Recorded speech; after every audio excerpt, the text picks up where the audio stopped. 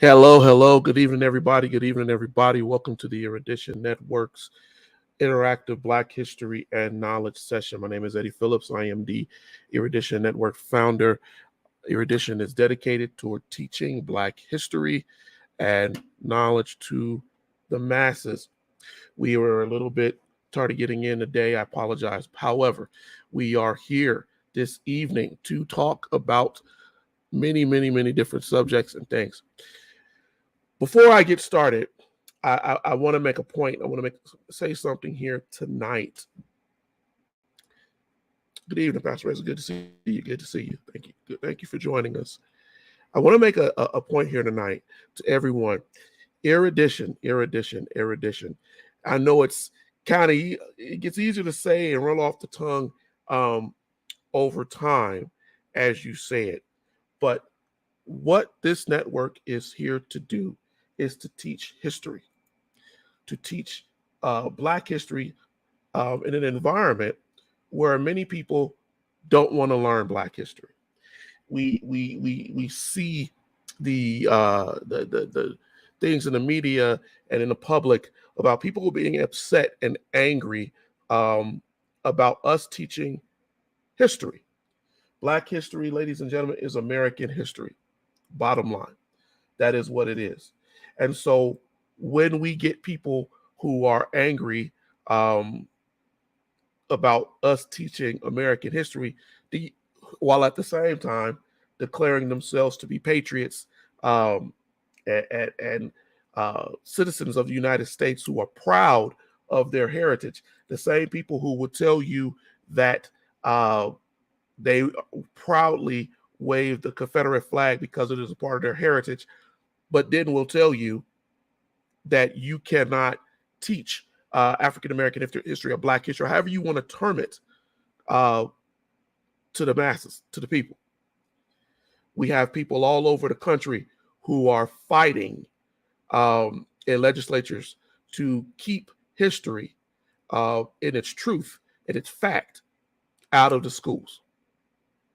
And every Thursday, I come on and I do my best to teach history to the masses, to our people.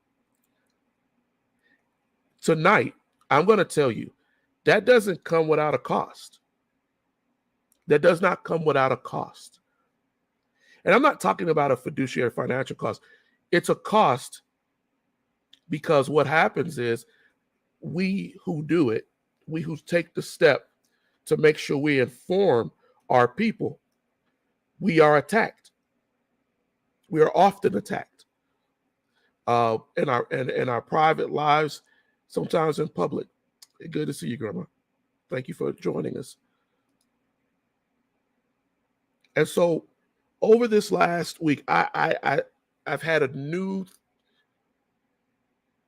I don't want to say understanding, a new dedication towards what I want to do with teaching and informing our people. Because, ladies and gentlemen, it's not getting better. It's not getting better. We are still seeing reciprocal problems that come and are part of our lives when, in fact, a lot of the things that we're dealing with right now have history. History that many people don't want us to know and many people don't want us to challenge.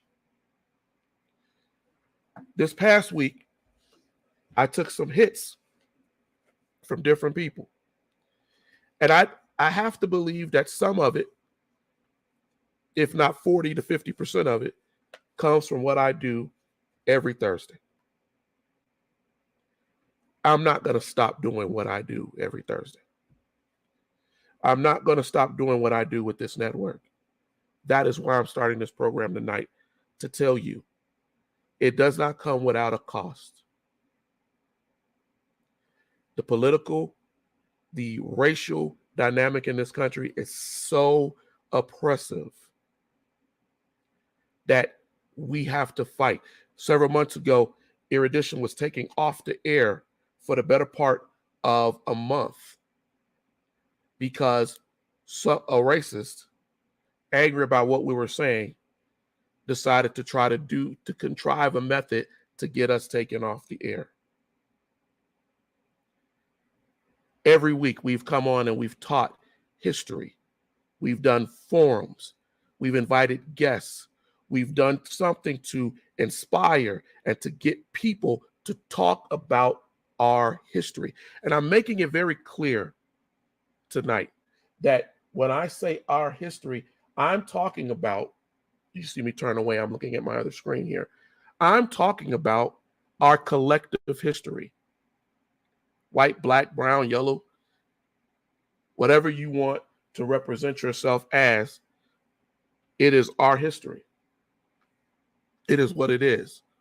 We all have played a part in this world. And many of us don't want people to know some of the parts that we've played. And so we lie. We create laws to oppress the understanding.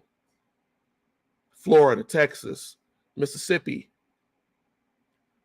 in the South, believing that we're holding to some kind of established history or tradition, when in reality, what we're really doing, what we've really done, is we've tried to stupefy the masses and not let them know who they are.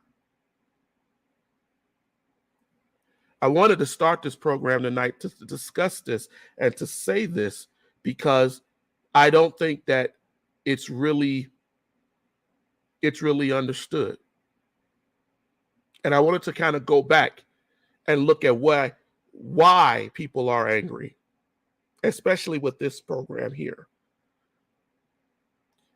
We have discussed many, many things. We've talked about the history of us as people coming before slavery. We've talked about slavery. We've talked about lynching. We've talked about the situation of blacks in the Black church. We've talked about many, many things over the last year that are not covered in those school books that you see behind me, in those U.S. history school books. Last week, I asked my sons to explain to me the panic, the Great Panic, and they could not tell me what it was. Now, that wasn't to say that they're not educated. They get more history probably than most people. But when I asked them about the Panic of 1873 and then went so far as to talk about the Long Panic, they didn't know. I created a focus group because we are planning to create a curriculum, an actual instructive class for people to learn history. And one of the guys I respect, he's an actual teacher and historian. He said, Eddie, I asked him about the Long Depression. He was like, well, that's just a small part of history nobody remembers. But that is an important part of history. Because, see, the Long Depression, the Great Panic of 1873, and the Long Depression that happened from 1873 to 1877 affects us even today. But a lot of us don't even know it. And if we've heard about it, it's something in the past, something we took in school, and it's long past us. So I asked my sons, I said, well, it was a panic. So what do you think it was a panic about? Didn't know. They teach our children about the Great Depression. And they tell us that the Great Depression was the worst thing that ever happened. And we have people who grew up in the Depression, whose grandparents grew up in the Depression, and there's stories and books and things written about the Great Depression. And I am not knocking the Great Depression. I'm not saying that it's not important. But just as importantly, we should remember the Panic of 1873, especially as African Americans.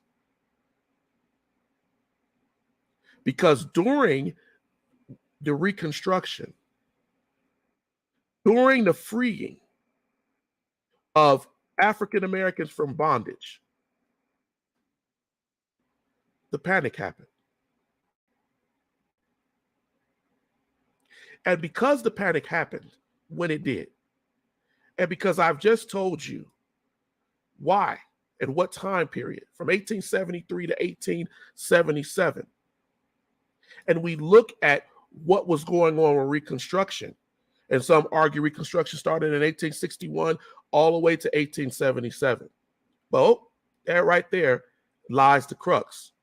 If we say that there was a panic, a financial economic panic that did not end actually to probably around until 1880, but we mark it as 1877 as it being an end,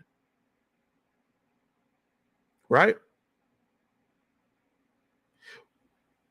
Did we understand the question of Reconstruction, one part of it, of why Reconstruction failed? And then we link it to us today. And we say, why do we still have problems of race in this country? You see, before the Long Depression, we had the Freedmen's Bureau. We had economic growth for Blacks. I told you last week that economic growth was born out of the idea that these folks had learned a skill set. Ladies and gentlemen, this is interactive. Please feel free.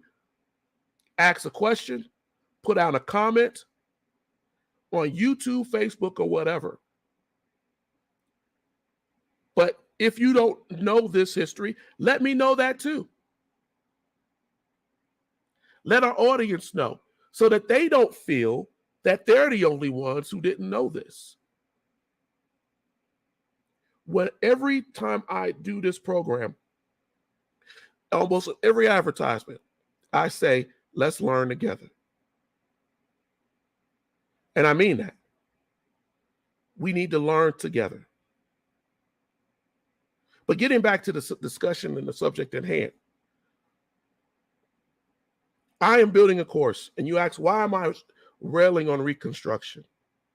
Because I have found in my studies of the African American experience, not the African or Black experience per se, but the African American experience is still leashed to Reconstruction.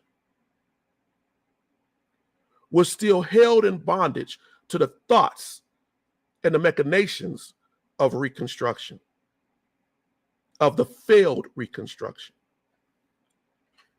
It was during the failed Reconstruction when people said that the Black, the freedmen, the uneducated, the poor, needed to be taken care of. They were animalistic. They were stupefied. They didn't know. They were children. You can't let children loose. This ignored the fact that towns across the country, freedmen towns, right, across the country were established by these same so-called ignorant people. And so here we are with people lying, with educators creating false claims. I told you last week, I gave you some of them.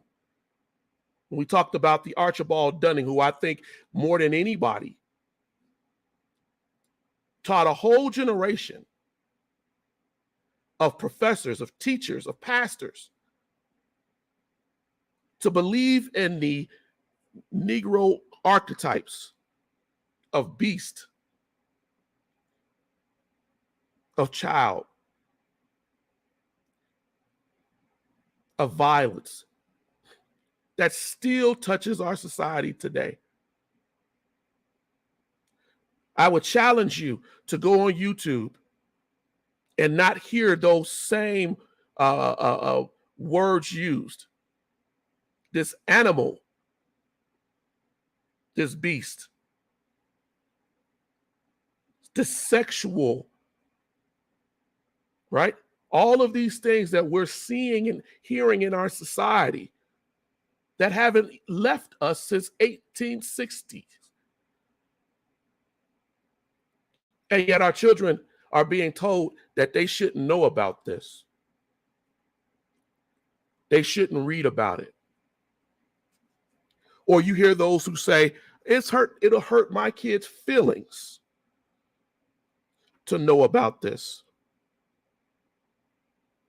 The same people who will tell you that have no problem in supremacist studies and books and things being done in schools. They have no problem telling you that Europeans conquered the Americas, conquered the blacks, beat down other cultures. They have no problem in pushing those thoughts to our children in school every day, but will not, cannot allow themselves to be seen as cruel, inhuman. When you look at getting back to the panic, I tell my sons, and you can argue with this if you want on here, that there's one thing that trumps racism every time. Historically, it has been proven. One thing that will always trump racism: money. When there is money to be made, people will forego racism. And on the chessboard of racial justice, racial tolerance, of integration, that's a huge move. That's a huge piece to move, because when you understand that money institutes a lot of things, it instigates, influences. When we had the Panic of 1873, and they used to call the Panic of 1873 the actual Great Depression. This is what they called it up until what happened in the 1920s, which can be argued that the Great Depression of the 1920s was brought apart again by something that was changed in the law, changed in the fundamental fabric of America. The Long Depression happened, argue whatever you will. Economists will tell you different reasons. They'll tell you wars in Europe. They'll tell you all of the different things that happened during the time. But at the heart of it, what was the biggest change in the world economy at that time? Y'all quiet tonight. What was the biggest change in the world economy from 1861 to 1877? Let me know you out there. Answer that. Somebody give me a thought.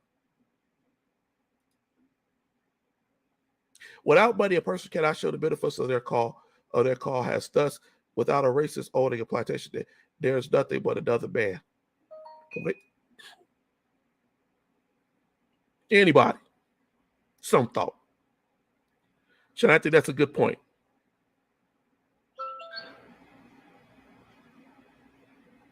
There you go. There you go, Janaris. That's exactly. Free labor was gone. You lost free labor. It would be the same as I told somebody as to say, can you imagine? And I use this as an example purely, as callous as it may sound. Can you imagine all of the chickens and cows that we eat? Can you imagine all of the beasts of labor that we use out there being treated as an actual autonomous being with rights, the same rights that you have in the law? They are no longer there to produce for you. with a little bit of whatever, little feed, little food, right? Doesn't matter how you clothe them. Now you have to treat those people as citizens with rights. You have to treat them with the ability to sign contracts, own land.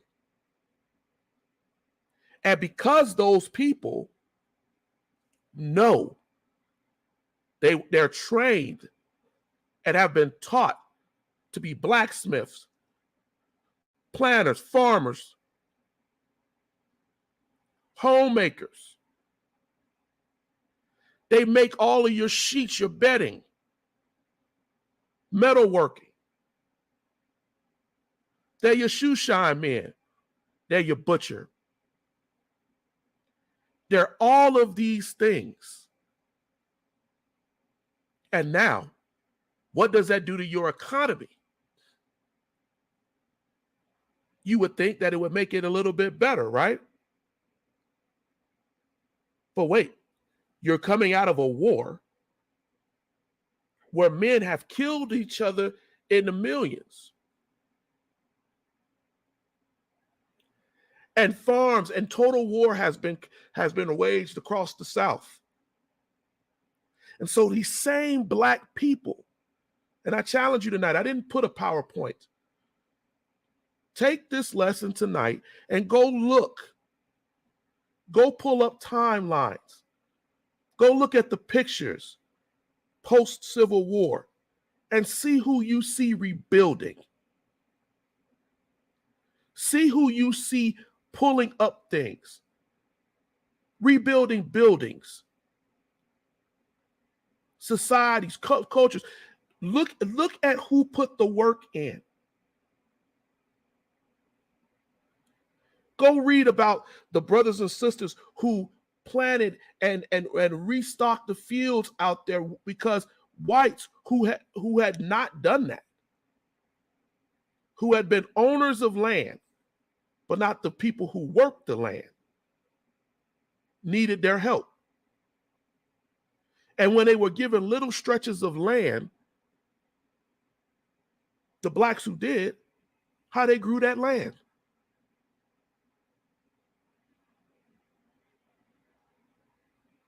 But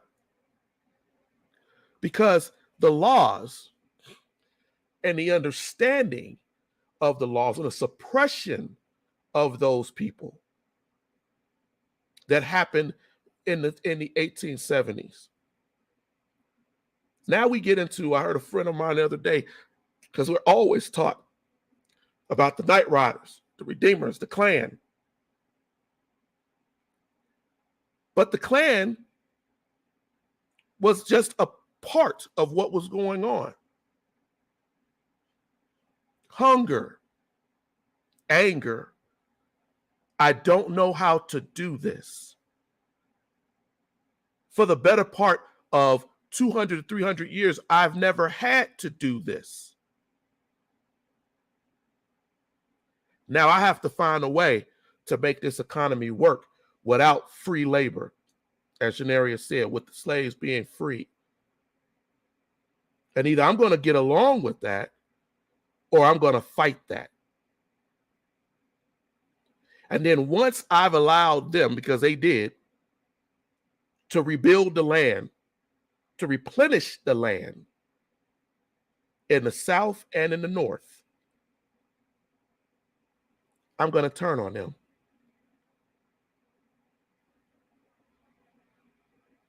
Because the financial crisis that you see in the panic of 1873, with the railroads and everything that were expanding, you will notice that there is always a racial component to it. There was corruption. There were men, including the people who worked for the President of the United States, Ulysses S. Grant, who were involved in credit mobilier. There were people who were involved in ripping off the land and selling land and taking things from the land because they wanted the money.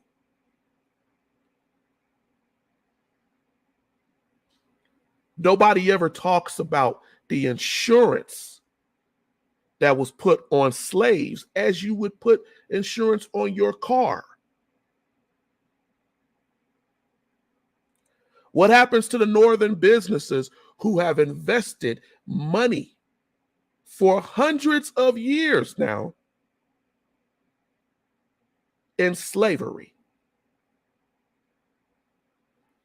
in the bondage of people? So when panic happened across the world, people turned on the blacks. They blamed it on Reconstruction. They said, had we not freed them and done what we did, things would have been better. Things would have been okay. We could have kept it status quo. In order for us to get it back to status quo, we have to create a new system, a new way of keeping them marginalized that better finances our country.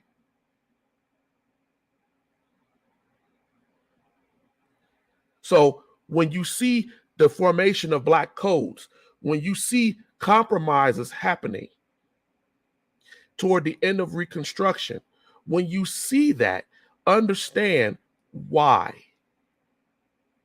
Why radical Republicans who had been so much in the corner of blacks, how could they turn their backs at state and local governments on the very people who they railed to help just 5 to 6 years ago?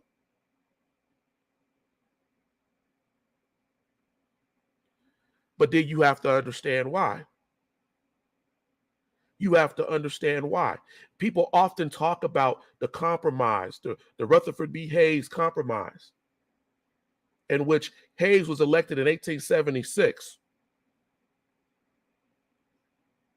He was elected with the provision that he would remove federal troops out of the South that were providing African Americans protection, and that the South would be able to basically legislate and control itself, which it did for the next over 100 years. And to some argument, is still going on right now.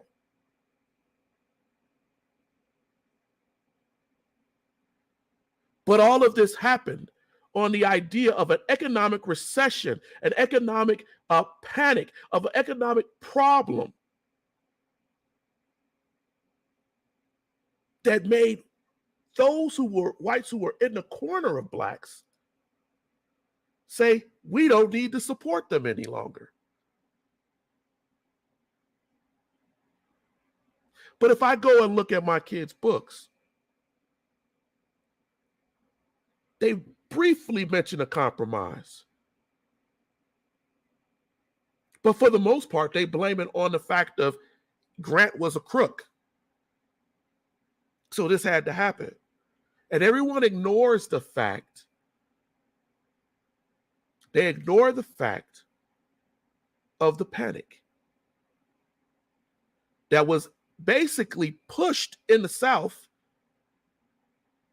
because when Andrew Johnson, before Grant, was at the end of his inherited presidency that he inherited from the death of Lincoln, he allowed all the plantation owners, cotton plantation owners of the South, to come to Washington or have representatives come to Washington and swear fealty back to the United States. And as long as they did that, they were able to keep their property, their investments, their land. So the South hadn't changed. And so Grant came in with the idea of sweeping and the radical Republicans of trying to stop this. But never underestimate Never underestimate the idea of money and racism in a combined attack. And that's what happened. The Klan raged across the South until Grant sent troops. And when the compromises started to happen with the Republicans, because what happened is when the credit mobilier scandal happened, that's another part, Grant and his officials lost trust. The radical Republicans lost trust, and they lost seats in Congress for the first time since the Civil War. And because they lost seats, and because there was no influence, blacks had to take a step back. You ask yourself, well, why are we talking about this tonight? We spent a lot of time talking about the history of Reconstruction tonight. And y'all are really quiet tonight, so I'm going to keep going. We're talking about this tonight because here we are right now.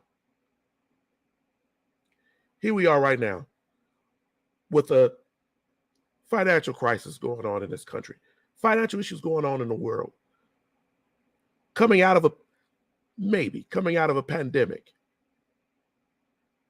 that has affected the finances of people. And in the mix of all of that, over the last few years, we have seen racism, violent, murderous racism grow in the same way it did back then. We see wars, and many of you will argue biblically that this has to happen. We see wars everywhere, not just in the Ukraine. But under all of that, violence, anger is still this racial component for people who are dark of skin. It's still there. That racism and that economy running hand in hand. You have people working in jobs and companies complaining. I read a report just this past week.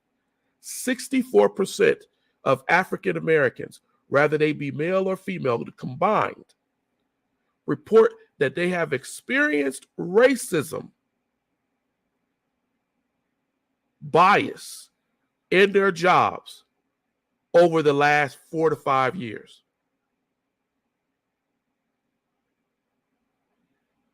That's where we are. And no one's talking to our kids. Denarius, wealth would have been redistributed and they weren't having it. No, they were not having it. And wealth was redistributed. They had to stop it. I would tell you to go and look at the South Carolina legislature and see just what was being done. If you want an example of the intelligence of Black people during that time, go do some reading on that. And I may put some books in here to suggest that. One good book to possibly read is Eric Foner's Reconstruction. But before you read that, I would probably tell you to go read W.B. Du Bois's Black Reconstruction in America. But at the heart of it, of what we're seeing even right now, is conditioning, thought. Let's get back into that education piece. I asked a couple of years ago, I asked someone, I said, I gave him a name of Archibald Dunning. He didn't know who I was talking about. And I said, well, Archibald Dunning is probably one of the most important people that you should know as a Black person of arguably the last 150 years. But we don't know them. But we are at the behest, right? We are subjugated to his teachings. We are still having influence of people like Dunning, of John Burgess is another one. We're still seeing people read and study their works under the guise of the professors and teachers, theologians, psychologists, and people that they taught. What's going on, Mike? Good to see you. Thank you. So here we are right now, 2022, and we're still being taught and conditioned and led astray, bamboozled, hoodwinked into believing all of the lies told by the Dunning School. And it stretches because Archibald Dunning's teachings, Burgess's teachings, went from post-Civil War all the way into the 1920s. And then they were taken further by President Woodrow Wilson and others who were students of that school. And then it was pushed into the 1950s and the 60s, and even arguably into the 70s by other acolytes who had been taught from that school, like Strom Thurmond, George Wallace. And yet we can't connect the tissues, the historical tissues, to understand that all of this stems from that time. We are still pushed into these mentalities because our great-grandmothers, grandmothers, grandfathers, great-grandfathers had to deal with it.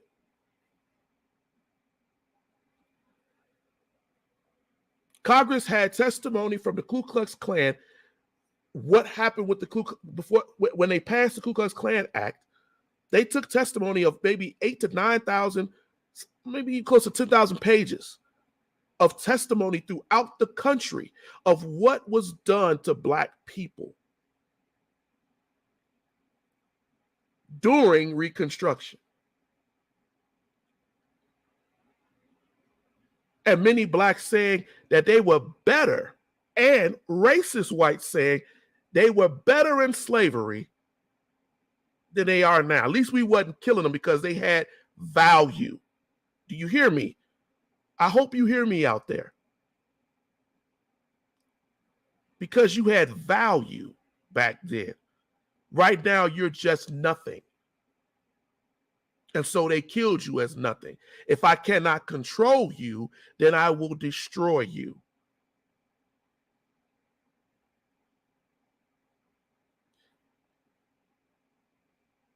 And as though you're absolutely right, Janaris, racism is a tool to keep control of power.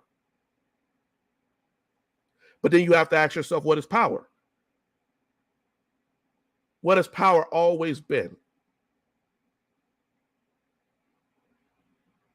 And so that comes down to the whole understanding of the difference between financial power, social power.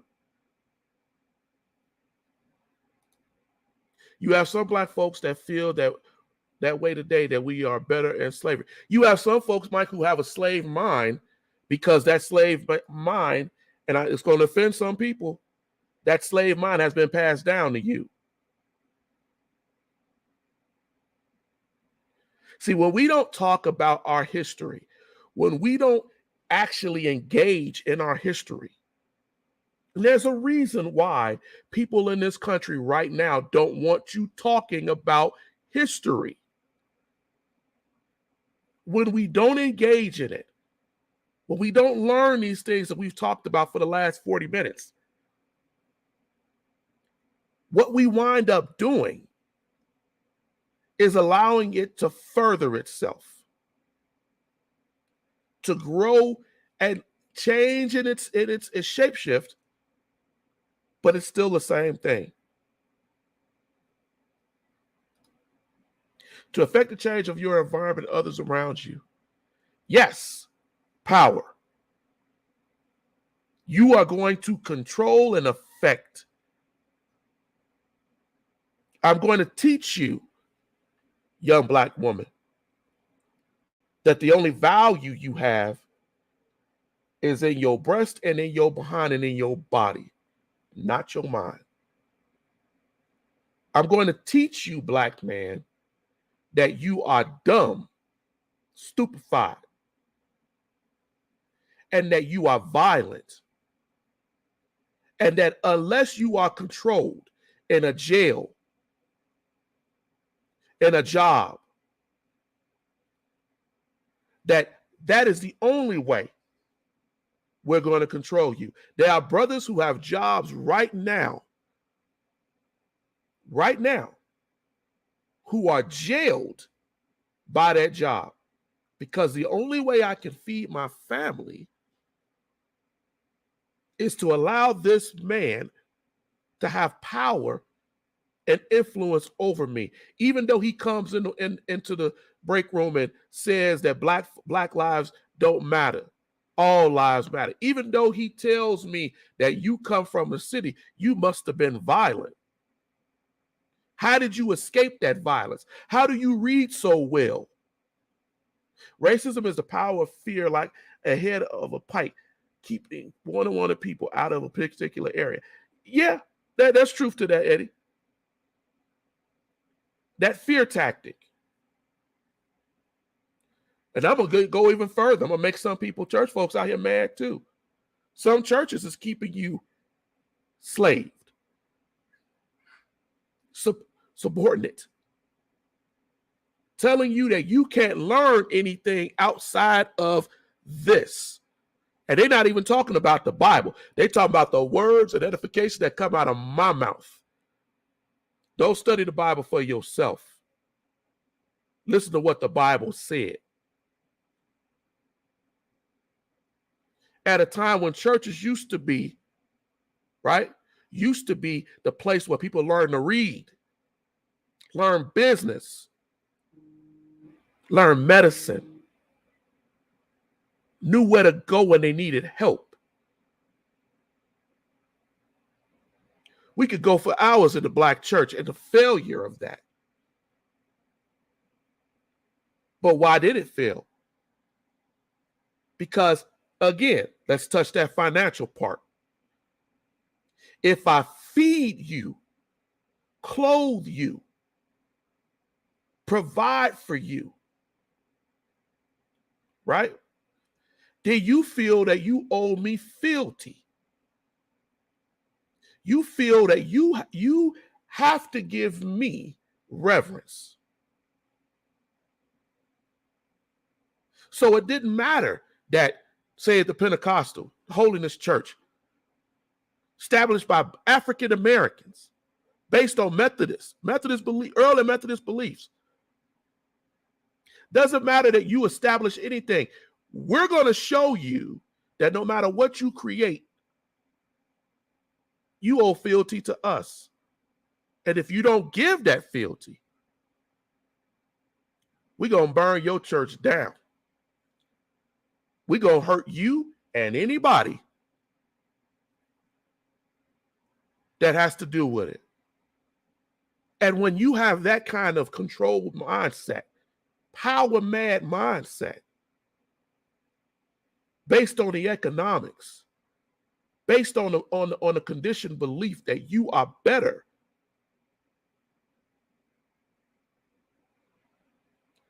comedian Paul Mooney used to say, Black folks are not free, they are loose.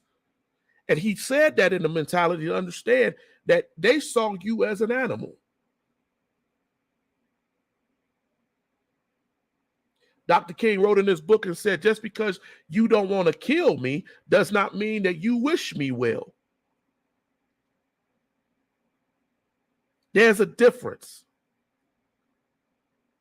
When I go back and I spent this hour talking about Reconstruction and how it touches us today, because I want you all to understand, I'm going to cover this over the last 10 minutes. I want you to understand what we're still dealing with, how we're still affected, why we can't get free. Because I'm going to tell you right now, a lot of us are not free.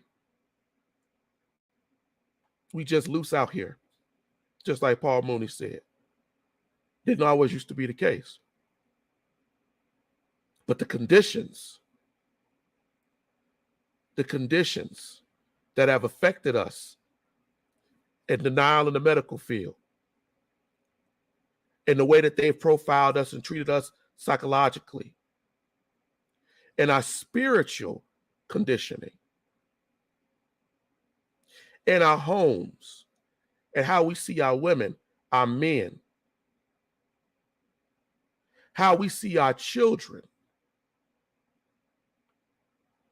All of that has led us to where we are. We've come from a people where women would jump overboard with their babies to die before they let them be killed or misused, to a people who will sell their children to a drug dealer.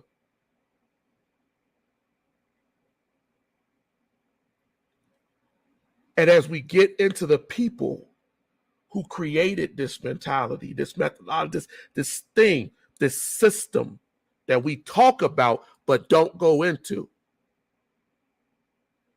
we generically call it a system. Systems have parts, cogs, parts, bits. And sometimes you got to be willing to play in that system to allow your life to be affected by it. To lose the courage to speak up about who you are. Ladies and gentlemen, this has been a hard week for me. Many things have happened in this week. But I have a dedication. I have a dedication to teaching and providing this knowledge. I do the best I can every Thursday night. Actively, interactively. Sometimes I give you a PowerPoint. Sometimes I just talk to you like I talked to you this evening. And I hope those who go back and watch listen to the names that I gave you. Think about the time period. Think about the panic of 1873. Think about the long panic. Think about the financial issues that affected the mentalities of whites who said they were in your back, they had your back. And when you turned around, our ancestors turned around, they weren't there. Abolitionists who allowed for the convict lease system because they felt that blacks should be put in shackles. Same people who said you shouldn't have been a slave. But when their money was threatened, when their power was threatened, they threw you back to the wolves. The racism that went on from the 1860s all the way up until arguably the 1970s, and the forms of it that we still see today, came at the agreement of both Democrat and Republican, of both liberal and conservative. Name whatever name that you want to name people, but they all allowed it.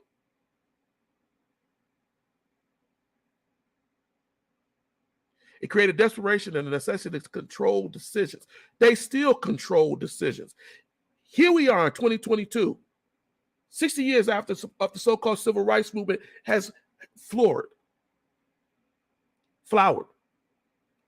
And you can look at Congress, the Senate, and the House today and see white faces as the majority.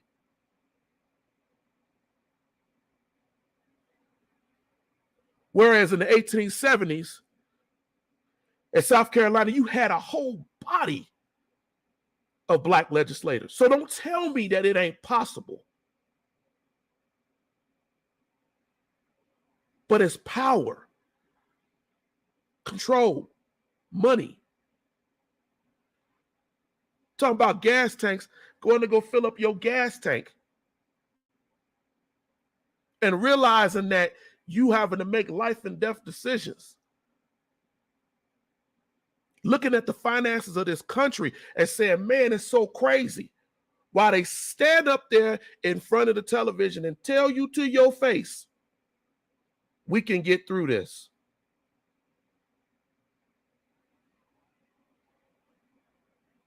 But they ain't paying for their gas, homes, house.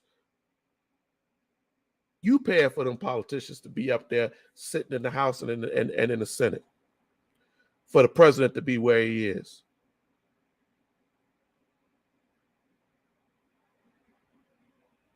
And as Teddy said, and still they can't pass an anti-lynching law.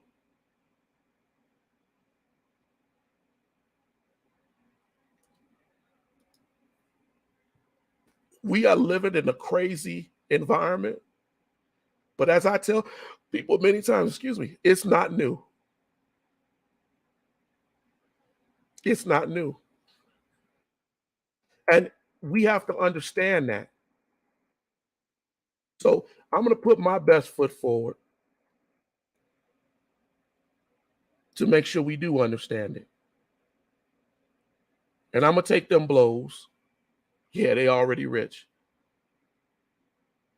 That I've been taking. That many of y'all do not even see. I'm going to take them blows. But I'm not going to deter from what I'm doing. You will hear from us over the next few weeks. We're going to, as I get ready to close this out. We started 5 minutes late, so we're at 53 minutes right now. But I'm going to tell you that we are going to start asking people to be a little bit more involved. I'm going to start holding people more accountable towards the things that they're saying and doing that we know are wrong. We all need to do that. And the other thing is, we're going to teach. Not just, I do, my brother. Thank you so much. Not just interactively. We have a course that we are making right now. And we're going to keep teaching. And it ain't about trying to get out here and to convert people into hatred. It's about teaching you history factually. Factually. Many of us have a hunger for it, a desire for history, a desire for information, but we don't know where to go. And for the better part of a year, I've tried to do that on this program. And we will continue. Do not read me wrong. The interactive will continue. We will continue to teach and discuss like we did tonight. And I appreciate all of you who came on here tonight to participate in this program. But I'm going to tell you, in the next few weeks, if you don't get in here early, go watch the replay, because I'm going to get right into it. It is so important that we teach our history, that we teach our people. Because if we don't, we're seeing carjackings, murders, increasing gang crime. I ain't going to call it black on black crime, because that's not what it is. It's crime. It affects our communities because our children are affected by the fact that they don't even know who they are. Do you think that a person that knows who they are, where they come from, that they are worth wealth or have wealth or value, will go out and go kill somebody? But when you don't tell them, and a lot of our past generations, ancestors fail to tell because of the pain. And so Pookie, John, and Joe are out here killing each other without realizing that their great uncles stood on a picket line together or stood on a protest line together. How ignorant is that? Because we failed to tell. So we're going to do that. We're going to do that. She said they're so thirsty that they'll crawl through the desert toward a mirage. And when they discover there's no water, they'll drink the sand, which is true. And we're seeing that in Black History Studies, which is the reason why I felt compelled to do a course where we get into the mythology and not the reality. We don't talk about first and secondhand sources. We only talk about whatever we don't know. Let's go blame it on this ancient African god. And people buy into it. They put on the dashikis, the hats, and the haircut, and they do all of that. But miss the history, the truth, the knowledge. They miss it. And so here we are, dealing with this stuff even right now.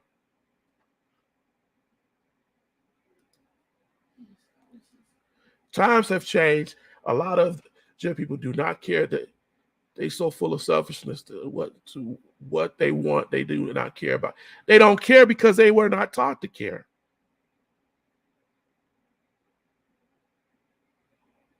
If you are told that you are a violent, despicable people, and that's all you've heard, if you're told from the people that you love, you're a third generation thug, gangbanger, murderer, killer, pimp,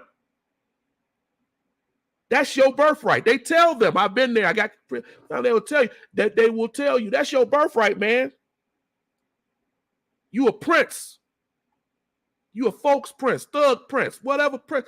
And that's where they tell you your birthright is. They so busy telling you that that's your birthright that you don't even know who your actual ancestors are.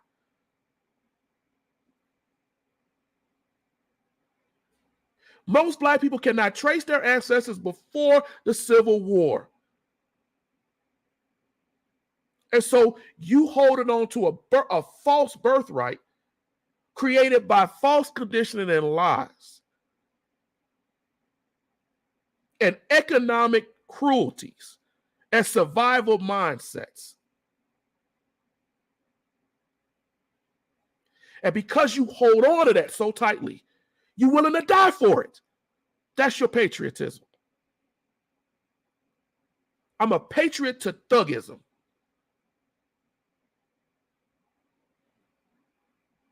Thank you, Grandma.